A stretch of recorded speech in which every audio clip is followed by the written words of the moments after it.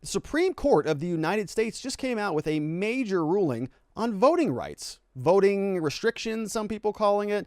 Maybe this is encouraging voter suppression. I like to think of this as really doubling down on voter integrity. Now, of course, that probably makes me somebody who is well, we'll leave that alone. Let's go into the article here. This came out of an Arizona case, more if you can believe that. Mark Brnovich is our attorney general here, and I've been very critical about the Supreme Court for a long time, specifically relating to their opinions and their activities as it relates to election cases, voting cases. We saw this. We had many cases file a petition for writ of certiorari in front of the Supreme Court. I think it was 16 different attorney generals that had issues with the 2020 election. And the Supreme Court, no, we don't want to deal with that. And they also said, Pennsylvania, your state legislature, whatever you want to do whatever you want. We don't care. You can run your elections however you want to. If you want to make them mail-in ballots, that's fine. If you want to extend the deadline for voting, that's fine. If you want to go harvest ballots, whatever you want to do, as long as you get Trump out of there, go hog wild, go nuts. And I was not happy about that, right? I've said for a long time that the Constitution is pretty clear. The elections are run under the purview of the legislature, the state legislature, and they are the ones who get to set the rules. What we saw in 2020, in my opinion, legally, was a lot of manipulations around those rules. And it wasn't anything that was, this isn't rigged. I'm not trying to say that happened, but the rules absolutely did change. We saw that there was a deadline on one day, and then suddenly it changed 3 days later or 9 days later. And it wasn't the state legislatures that have been delegated the responsibility under our Constitution to do that. It was courts, or it was officials from the executive branch, like we saw down in Georgia and elsewhere in other parts of the country. So the rules were changing all over the place. So, President Biden is the president. He's in the White House. He's sitting there right now. So I'm not going to be making any claims here that anything went wrong with the 2020 election. YouTube will literally just throw you off there for that. So we're not going to go down that road. But in response to 2020, a lot of states have now passed a bunch of new rules. So we're not looking backwards, we're looking forward. In the next election, what can we do about this? A lot of people said, well, whatever happened in 2020, whatever you want to leave that at, was not okay. And we're also sort of seeing that there are a lot of other problems sort of percolating around America relating to voting. In Brooklyn, or in New York City, the race for mayor there, I think they just threw out, or they're having to retabulate the votes because 130,000 extra votes just sort of popped up out of nowhere. The most secure election in history, right?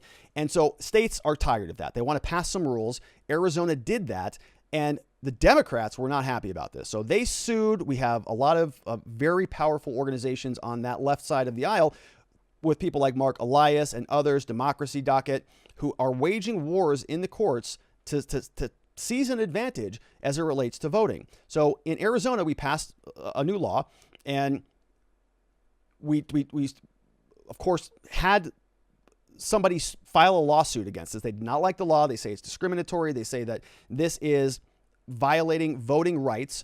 And so there's a lawsuit that happened. It went up to the Ninth Circuit. The Ninth Circuit said, nope, those laws are okay. You can actually keep those. Then there was a rehearing in the Ninth Circuit, and the full court came back and said, no, that's not okay. You can't have those rules. They're too restrictive. They're too discriminatory. They're too much sort of suppressing the vote, and they're disparately impacting certain demographics, right? Certain people of color, persons of color, and this is discriminatory. So we're sort of in a precarious position until today. The Supreme Court came out and said, no, yeah, Arizona, you're free to impose those restrictions. Let's get some background here before we take a look at the syllabus from the opinion.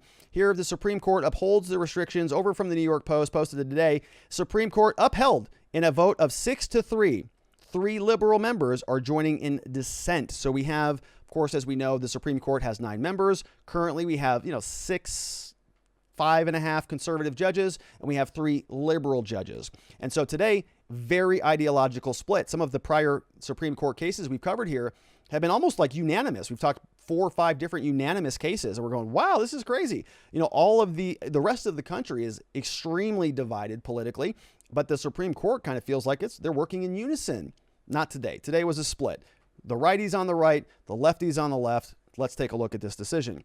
It was the court's first consideration of the Voting Rights Act, a part of it that talks about voting rights. So Republican-controlled state legislatures, like here in Arizona, they what they say is they seek to impose restrictive new voting rules. Okay, so you see how the New York Times frames that, right? It's a restriction. So we've talked about this spectrum before, where on the one side, you have sort of the pejorative term of the concept. If you're talking about, let's say, more verification for voting, if you're talking about, making sure people go to their polling place rather than anywhere else, if you don't let people collect ballots and things like that, the left will typically call that voter suppression, right? It's racism, it's voter suppression, blah, blah, blah. The same concept with a positive spin on that is called voter integrity, right? That's what the Republicans call it. So it's the same concept. We're going to sort of put more protections around the voting process. Liberals call it voter suppression. Republicans say, oh no, that's negative. We call it voter integrity, okay? And what the New York Times is doing, of course, is framing it in the pejorative sense. They're saying, oh, it's restrictive new voting rules. Whereas people like me might say, well, what, showing your ID is restrictive? Like, we can't verify who you are? Oh, you have to go to your polling place? Oh, we don't want people harvesting ballots, just sort of gathering them up and doing whatever with them, because that breaks the chain of custody to some degree. So all of those things, to me, feel like voter integrity. We want to know who is voting, when they're voting, where they're voting, and make sure that it's a legitimate vote so that we don't run into these issues again. So the opposite side of that is that, no, it's too disenfranchising. This is something that is precluding people who should be voting from voting. And of course, in America, we all talk about democracy and how important the vote is, and how essential it is to exercising your American freedoms. And now it's supposed to be something that we want everybody to do because it matters, until it kind of doesn't anymore, right? And so we don't want people to not feel like they're participating. And so we want massive voter enfranchisement. So we're always playing this balancing act between what kind of restrictions can we impose that ensure that we have some integrity in our elections versus how do we make sure that the people who should be voting and want to vote can vote without a bunch of speed bumps in the way that make it more difficult for them to do so. So we're having this conversation back and forth. Last election, it was very much about voter enfranchisement. COVID. Grandma can't leave her house. So we're just going to give them whatever you need, vote whenever you want, however you want, vote online, vote 5 times if you want to, nobody cares. Go wild, right? And we saw this. We covered a lot of these cases. I think this is largely why we're demonetized currently, but it is a big issue. And now what's happening is the Supreme Court came out and said, we're going the other direction on this. If the states want to respond to a lot of the insanity that we saw in 2020, they're free to do that. We said that Pennsylvania you can move your rules around however you want to. Arizona, same goes for you. If you guys want to, actually make this more about voter integrity, you're welcome to do that. Let's go back to the article and see what else is happening here. The Arizona decision suggested that the Supreme Court would not be inclined to overturn many of the other state measures. Okay, they're saying that let's see here. Samuel Alito, he wrote for the majority, very good judge, a very conservative judge, said that courts should strike down voting restrictions only when they impose substantial burdens on minority voters that effectively block their ability to vote. Okay, very high standard. Substantial burden that is essentially blocking the vote. Okay, that's a very high standard. Which means that if somebody's like, well, it's a little inconvenient for me to vote at that time based on whatever that restriction is that you're imposing, that's not a valid concern anymore. If somebody wants to come through and say, well, I don't have ID, the state says I got to have ID, I don't have ID because I'm a disenfranchised person of color or whatever, and I'm going to file a lawsuit, the Supreme Court is saying, don't bother. Yeah, don't bother.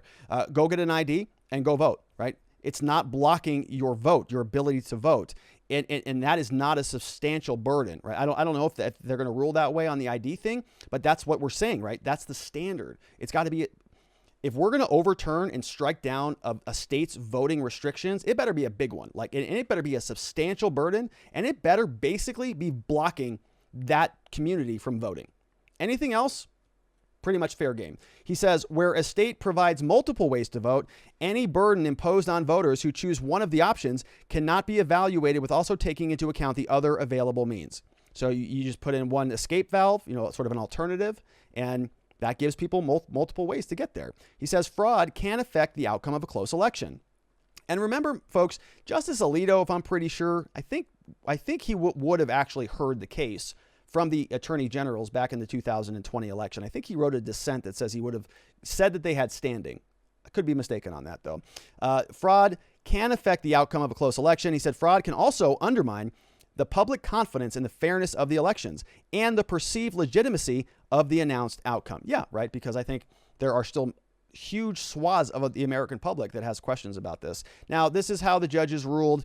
This is the breakdown over from the SCOTUS blog. And as we recall, right, this is the split. On this side, on the right side, we have the so-called conservative judges. Roberts is questionable, right? I think you could make the line that make the argument that the line is kind of here, maybe like a little bit squirrely over here like that. But what you see here, Republicans, conservative judges over here, the left over here, not winning. So the dissent was written by Justice Kagan, and then the majority was written over here by Justice Alito. So pretty obvious split there. In the dissent now, Justice Kagan, she says that wherever it can, the majority, which means the court here, they give a cramped reading to broad language. She says then it uses that reading to uphold 2 election laws in Arizona that discriminate against minority voters. So the New York Times says that the ruling will draw fresh attention to address voting restrictions. The Democrats called for the People Act, but it's stalled. Unless Democrats like Joe Manchin or Kyrsten Sinema want to jump in on this, it's dead because they need 60 votes. Some congressional Democrats are holding out for more legislation. John Lewis, Justice Department, is sort of getting involved in Georgia's new voting law. We didn't talk about that, but that's a big deal. The court today, she says, says a University of California professor, the court today also makes it harder to prove intentional racial discrimination in passing a voting rule, making it much harder for the DOJ to win in its lawsuit against the new Georgia voting law. So the DOJ just got a little bit of a backhand there as well. Thanks for playing. You're not going to be doing that in Georgia. They're allowed to pass these laws. The larger message of the ruling was that the Voting Rights Act of 1965 that was hobbled in 2013 retains only limited power to combat voting restrictions said to disproportionately affect minority voters' access to the polls. Let's see. President Biden said in a statement that the court has now done severe damage to 2 important provisions of the Voting Rights Act, says that after all we have been through to deliver the promise of the nation to all Americans, we should be fully enforcing voting rights laws, not weakening them. He said this decision comes just over a week after the Republicans blocked even a debate, even consideration of the For the People Act that would have protected the right to vote from action by Republican legislators in states across the country.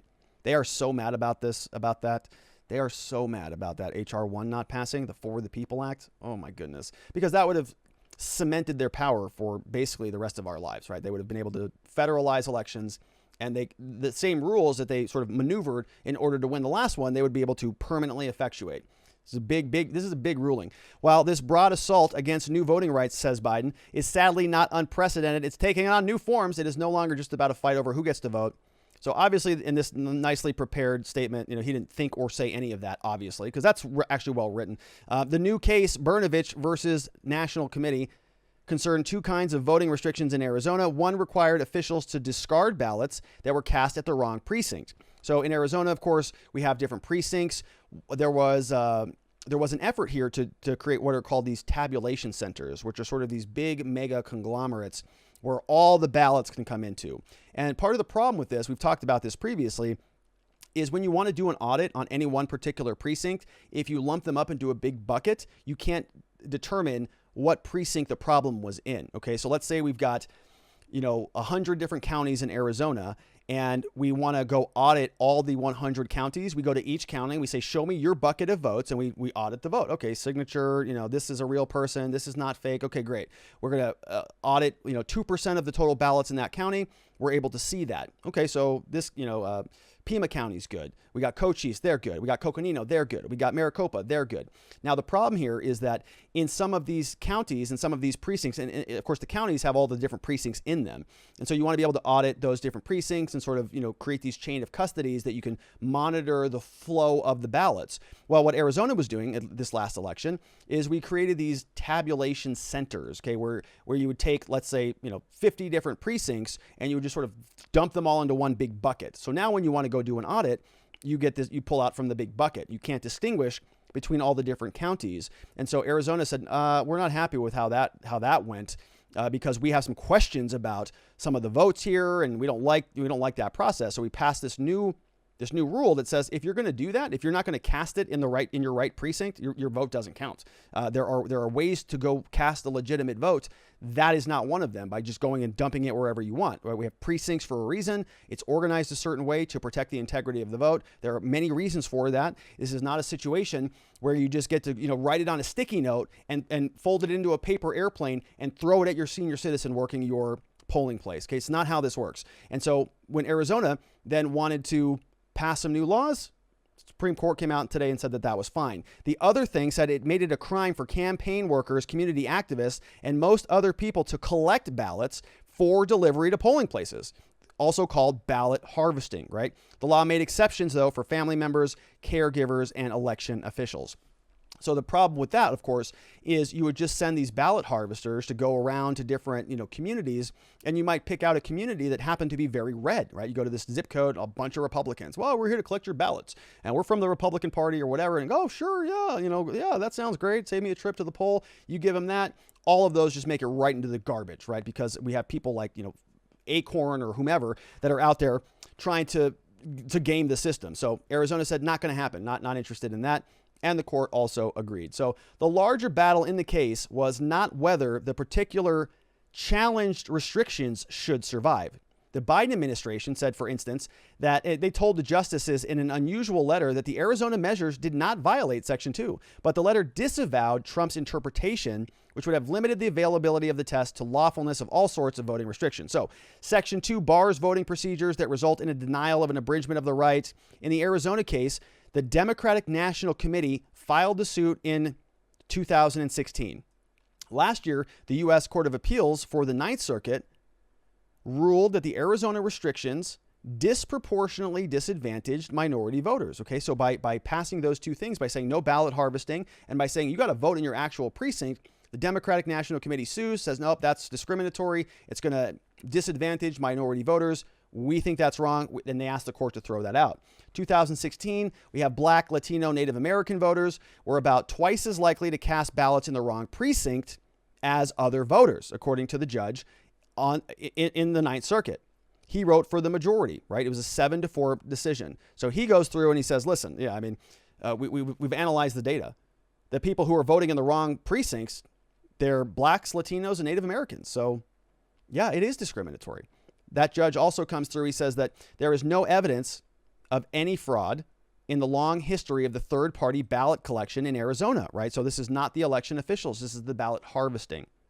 So why can't minorities vote in the right precinct? He says there were frequent changes in polling locations. So maybe there's some malfeasance from the evil racist Republican election operators. They say, well, we're just going to, oh, that's a black zip code. We're just going to move the polling place here. And then the next day move it over here. And then the next day move it over there and then over here. And so nobody knows where to go. So they just drive down and go, oh, that says vote here. They just go and then throw their ballot in there. Right. Other could be confusing the placement of polling locations and high rates of residential mobility. So this would be that people just move a lot and they don't actually update their address, which would with the DMV or the MVD, which would then give them a new polling location. They don't do that. So they should be allowed, according to this judge, to just kind of drop off their ballot wherever. 4 judges in the dissent said that the state's restrictions were commonplace, supported by common sense, and applied neutrally to all voters. The lawmakers were entitled to try to prevent potential fraud, said Judge Diarmuid O'Scanlan, what a name, said given its interest in addressing its valid concerns of voter fraud, Arizona was free to enact the prophylactic measures, even though no evidence of actual voter fraud was before the legislature. Right? So saying that the government has the ability to go out and effectuate these measures. So we have now this back and forth. The Ninth Circuit says those restrictions are great. No problem at all. You're welcome to do that. Then the full Ninth Circuit says, oh, no. There's no history that ballot harvesting is problematic. There's also pretty good evidence that the Ninth Circuit finds that actually minority voters are voting in wrong polling precincts more than white people are. And so it's a disparate impact on them. It's disproportionately harming them. So it goes from Arizona, yep, it's good, to Arizona, nope, it's not good. And then we go up to the Supreme Court. And now the Supreme Court says, yep, totally okay to do that. So this is from the Supreme Court of the U.S. It says here, Brnovich, the Attorney General of Arizona, versus the DNC, the Democratic National Committee. So Brnovich, of course, is a Republican, and being sued by the DNC, they submitted a certiorari to the United States Supreme Court, appealing from the Ninth Circuit, argued March 2nd of this year, decided today, July 1, 2020. Now, this is a syllabus, which means we're not going to read the full opinion.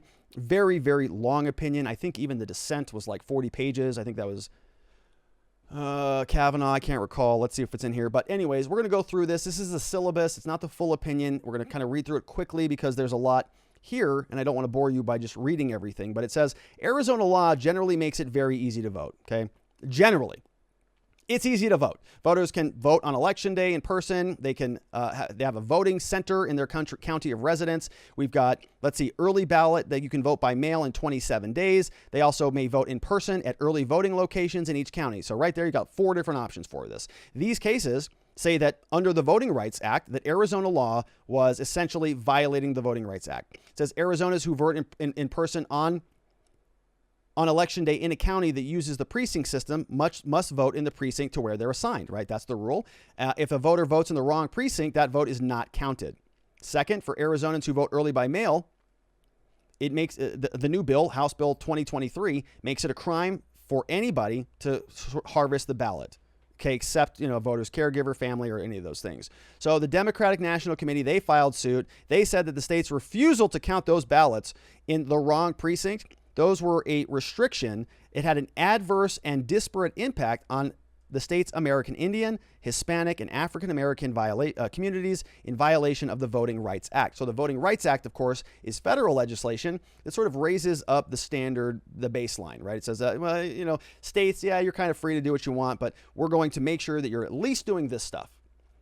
Can't discriminate against minority voters. You can't disenfranchise them. And so what they're saying is happening here is that these new laws are lowering the line. They're saying that violates the VRA, the Voting Rights Act. So it goes through the district court, rejected all of the plaintiff's claims, which means at the lower level district court, the DNC lost, the Democrats lost. But then it went up to the Ninth Circuit. The en banc court, which is the full court, found that the lower level district court committed clear error, and they overturned that. Then it goes up to the Supreme Court. So what does the Supreme Court say? The holding today is Arizona's out of precinct policy and HB 2023 do not violate the Voting Rights Act. HB 2023 was not enacted with a racially discriminatory purpose. Okay? So essentially what this means, the implications are of this, Arizona, you're free to pass these rules. Out of precinct prohibitions, allowed. If you are a ballot harvester in Arizona, you're out of luck. You're out of a job. Go find something else to do that's more useful. There are rules and restrictions that states can put in place that are now going to be acknowledged and upheld by the U.S. Supreme Court. It's a big deal. 2 threshold matters grab the court's attention. First, they say they reject that the petitioner has no Article 3 standing. Okay, we're going to skip over that. The court's statutory interpretation starts with a careful consideration of the text. So standing, we talk a lot about standing, right? So somebody said they don't have standing. Court said, nope, we're going to hear the case, so we can skip over that. The court's statutory interpretation, they say they want to carefully consider the text. So they look at Section 2 of the Voting Rights Act. 1982, Congress amended the language, and they said that it required the burden of proof of discriminatory intent. Okay, so yeah, so this is quite bland, but there is some interesting things sort of happening here. So there was Section 2 that said that there's a standard. Remember we talked about standards earlier in the show about what's sort of the baseline. There's a level of conduct that the government has to prove, or a plaintiff has to prove, or anybody bringing a lawsuit has to prove. Here, the DNC was bringing a lawsuit. And what they're claiming here is that there's a disparate impact, meaning there's a differential between what the white people get and what the non-white people get. And so if we're going to be judging a law, here would be HB 2023, and saying that this thing is discriminatory, how do we come to that conclusion? How do we analyze that? Go to the law. Section 2 says, well, previously, there was sort of this language that said that proof of discriminatory intent required a certain type of language. But now that language says that discriminatory intent is in a manner that results in the denial or the abridgment of that right. Okay, so it's a higher standard, right? In a manner that results in a denial or an abridgment of that right. So Congress amended this. In place of that language, Congress changed it. The phrase went from something different to now discriminatory intent means something that was done in a manner that results in the abridgment of the right, right? The denial or the abridgment to vote on account of race or color. So it's just like what we read in the article. What the judge here is saying is, if you're going to consider this to be a restriction, it actually has to be a restriction. Okay, it cannot be one of these things like ballot harvesting or like going to the right polling place, right? It actually has to sort of prevent somebody from voting. Makes the standard much higher. That means a lot more conduct is going to be able to be prohibited in the voting process, right? Things like IDs and other, signature verification and all of those things. If the states want to respond, the court is going to back them up here. All right. It goes on. It says another important feature is the totality of the circumstances requirement. So they're going to be looking at all the different factors. The court goes through different important circumstances, but does not attempt to compile an exhaustive list. The size of the burden imposed by a challenge is highly relevant. Voting necessarily requires some effort and compliance with some rules. Thus, the concept of a voting system that is, quote, equally open and that furnishes equal opportunity to cast the ballot must tolerate, quote, the usual burdens of voting, right? Mere inconvenience is insufficient. We're sorry that it's inconvenient for you to show your ID, but we got to make sure you are who you are. Otherwise, we might have illegitimate elections. Okay, that's kind of what that is saying. It's a mere inconvenience to go get those things. Now, the response to that is always, no, it's not, right? There are certain people in certain environments, in certain situations where they don't actually have an ID, which is, I think, borderline racist in many concepts. There was that man on the street video, I think, on YouTube, where there's some YouTuber who's going around, he's going up to black people in cities saying, this person said that you don't have an ID and you don't know how to vote. Do you have an ID? And they say, what kind of insane question is that? Yes, I'm an adult person in society. Yes, I have an ID, right? And he's being ridiculous about it because it's a ridiculous thing. But Joe Biden says that, certain minorities don't have access to the internet. And what else did he say? Oh, they're afraid they're going to get deported if they don't get the vaccine. So we got racist Joe up there now. All right. So, these things are mere inconveniences. We have to make sure that we protect the integrity of our voting systems.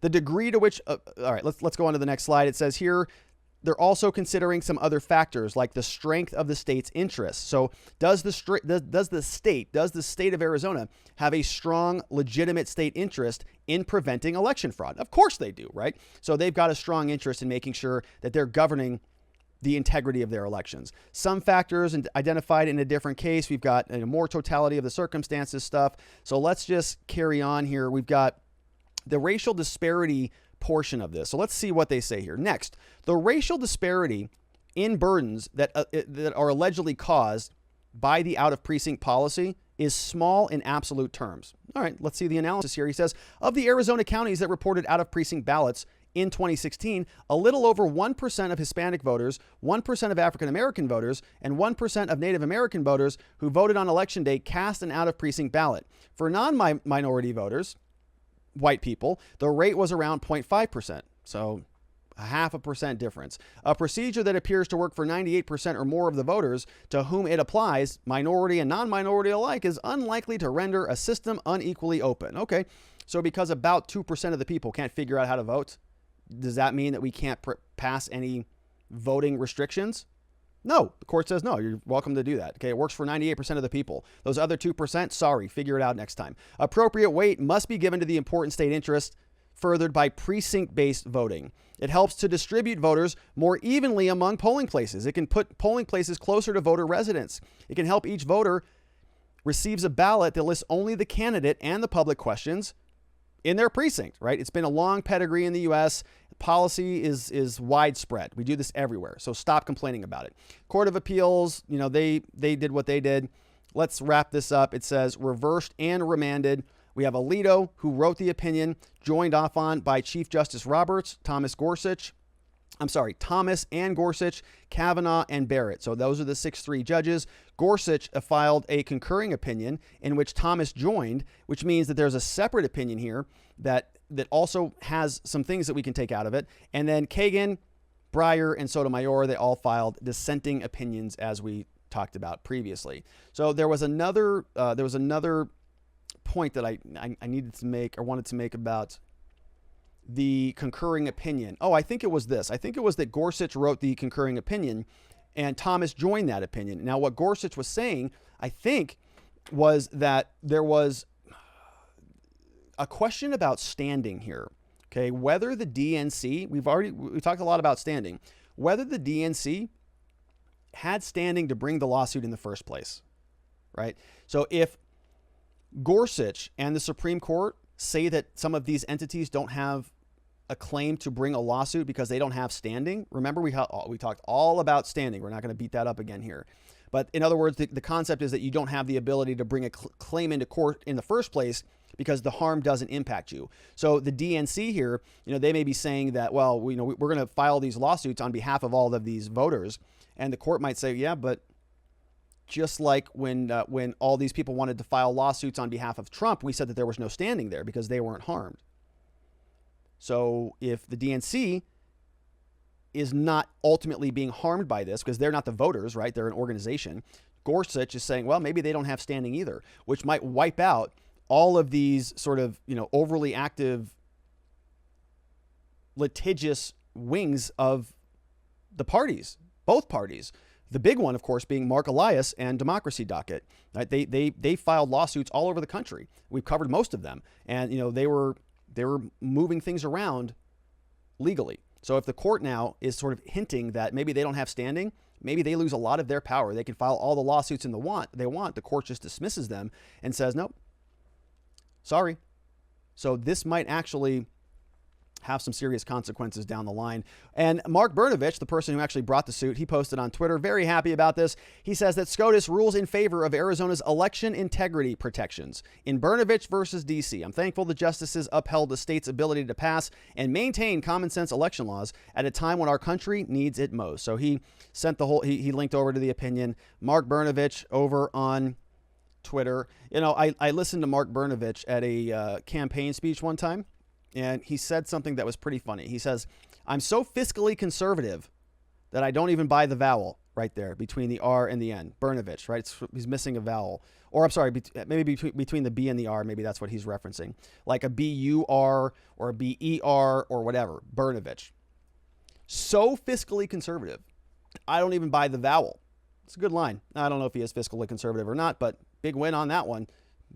Big win on that one. That's for Arizona. That's for the country. Voter integrity, it's back in vogue in the Supreme Court. That's good stuff. We've got questions coming in hot from watchingthewatchers.locals.com, queued up and ready to go. Look at this. We got ZZ, the boxing cat, is here, says, it's absolutely insane that not all people want secure and transparent elections. Well, yeah, it is insane, but they want something more than that, something that benefits them better. It's called power. And they want that badly. We've got Jeremy Matrita says, if the state legislature has the sole authority to decide how elections are conducted, who then would have standing to be able to bring suit? So I think that's sort of up in the air. I was sort of commenting on that by Gorsuch's concurring opinion. So it sounds like right now, currently, the rule is that the DNC was allowed to bring the lawsuit, right? They brought it, the Supreme Court accepted it, heard it, everything. So currently the DNC can sue, or you could have, any other entity sort of sue to stop these things. The Supreme Court at this moment has not said that they don't have standing, but Gorsuch is sort of hinting it towards that direction. So that maybe, further down the line, we get a different situation, a different case where they sort of are revisiting the same standing issues that we had a lot of grief about during the Trump election litigation. Maybe they sort of flip that and they stop they're nipping it further down the line. Okay, so let's back this up. So the Supreme Court during Trump's election litigation, they said you don't have any standing because he was sort of filing claims after the fact, right? The election had already happened. He was filing looking backwards. What's happening here is they were filing to stop the new law from going into effect in the first place. So it's a different issue. And so the standing for them filing that new lawsuit thus far has been held, right? it was found that they did have it. That's why the case made its way up to the Supreme Court, whereas Trump's didn't. They said he did not have standing. But Gorsuch is hinting that maybe this is an issue that is worth revisiting. And so now the concept might be that the court has already found that standing doesn't exist in post-look-back type of cases. Trump lost, look back, nope, no standing to challenge certain things or certain people filing lawsuits on his behalf don't have standing. And so now maybe they're starting further down the line. They're saying even the people who are sort of filing these claims in the first place, like the Mark Eliases, the democracy dockets that are suing all the different election directors, people like Kathy Bukvar from Pennsylvania, maybe they don't even have standing in the first place to bring the lawsuits to begin with, which would change a lot because they manipulated the rules to serve their party. Could be a big deal. Sharon Quidney says, I wonder what would happen in states without voter integrity laws, like blue states, if conservative voters were to engage in what you might call massive anti-voter suppression activities, aka erection frogs. Yeah, I don't know. Wonder if they could manage to change anything. Could be interesting to see how many votes the population is exceeded. Yeah, so Sharon's. So we're not endorsing any voter fraud here or erection frogs either.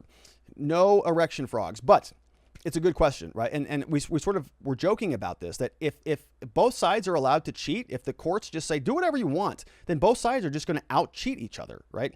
The Republicans are, I would venture to guess, if they were marginally competent, they would say those Democrats, they did a pretty good job with whatever that looked like. We're going to take a play from their playbook, and we're going to try to effectuate it this next election. And so you just have, one-upping each other. And then you have like the state of Arizona with, 8 million people that has 12 million votes. You go, that's strange. But this just happened in New York City. So it's not too far out of the ordinary, is it? We got Want to Know says, doesn't Constitution citizens shall vote? Don't most citizens have ID? Yes, they do. Like go to work? Yes, they do. Rules legally required, like social security numbers? Yep. How does anyone have a job without an ID? Maybe they're paid in cash. I don't know. Or a bank account? Yeah, I think banks want them. IRS wants you to have an ID. Police want you to have an ID. How do you live without an ID? I don't know. How do you get out of jail without an ID? Seems the government wants you to have ID everywhere, but not to elect the most powerful person in the world. You don't? Huh. So good. That was such a good comment. Thank you for that, Want to Know. But not to elect the most powerful person in the world. You don't? Huh. Yeah, you're exact. Yeah, it's curious. It's weird. I don't know why you need it for all that other stuff, but not for that. I don't know. Maybe our elections, they can just sort of sense it. They can just sense who you are. All right. Jeremy Matrita says, logically speaking, the right to vote is specifically granted to a real person who meets certain criteria. Therefore, it is reasonable to expect one to be validated that they indeed meet the criteria. Right. Rights are meaningless if they can't be validated. Yeah. So yes, you want a functional voting system. We saw what happens when it doesn't work all that well. Makes perfectly reasonable sense to me that we know who is participating in the election. I don't know what's so complicated about that. But ZZ the Boxing Cat says, I don't know why it always comes down to race with the Democrats. There's poor people, old people, handicapped people of all races and creeds that have hardships. Yeah, it's true. It is true, right? What about people who are born with, physical disabilities or something like that, or mental incapacities? Okay, right? There's a whole different category of people, but they don't ever talk about that. They kind of just talk about race. Wonder why. Soul Viking says, I have not yet read the text, but hopefully there is explicit, abundantly clear definitions, for example, of caregiver. Nursing home operators typically have been called caregivers in the past in other capacities, but this cannot stand. Think Pennsylvania. Yeah, I don't know. I haven't read it either. I'd be curious to see how specific that is and whether, that person... Well, look, I mean, candidly, right? I think that this still sort of solves the problem because I think the caregiver relationship is you're right. It's not a one-to-one relationship because nursing home operators might be a general caregiver for, like, let's say a group of people, right? And so one caregiver maybe just becomes a caregiver for the entire floor of senior citizens and something happens to their ballots, right? Unless the caregiver is a one-to-one relationship. Okay, I'm a disabled senior person and I have a caregiver, so that caregiver is entitled to take my ballot because I'm incapacitated, right? Something like that would make sense, but not a caregiver that serves the entire floor that just says, oh, okay, well, I'm in a nursing home. We got 400 people here. I'm just going to go collect all the ballots, and I happen to know everybody's political ideology, so this will be fun, right? I agree with you. I think it's worth looking at the text, but we'll see. Want to Know says, wasn't mail-in voting for bedridden people originally? Military rules are completely different. Din's always trying to confuse the two. Yeah, so there were a lot of different rationales for mail-in voting and why people, we've covered a lot of this when we talked voting. I think we were talking about a case in Michigan that, no, I think it was Wisconsin. I think it was a Wisconsin case. But basically the court, the legislature said, we don't want mail-in voting. Like, we don't want it at all. We think it's problematic, and it can be problematic, right? Because in a polling place, you have a physical presence. You can physically see who it is. We call this in law chain of custody. Think about evidence that is being seized from, let's say somebody suspects that you've got drugs in your car. Well, you got to make sure that whoever takes those drugs documents it, seals it, impounds it properly into evidence and all of those things. Because if one officer just throws it in his trunk and then he, takes it out a couple of weeks later and throws it in the evidence locker, and you don't really know who had it, where it came from, whether somebody manipulated it, whether somebody went in there and modified the drugs or spiked them or, did something to that. So we always are checking the chain of custody. Where did the evidence come from? Who gave it to A? Rob gave it to Ryan. Ryan gave it to Paul. Paul gave it to Mark. Mark gave it to John. And we all just sort of work our way and connect the dots from one person to another. And mail-in voting just doesn't really foster that. So states have said specifically, we don't want it at all.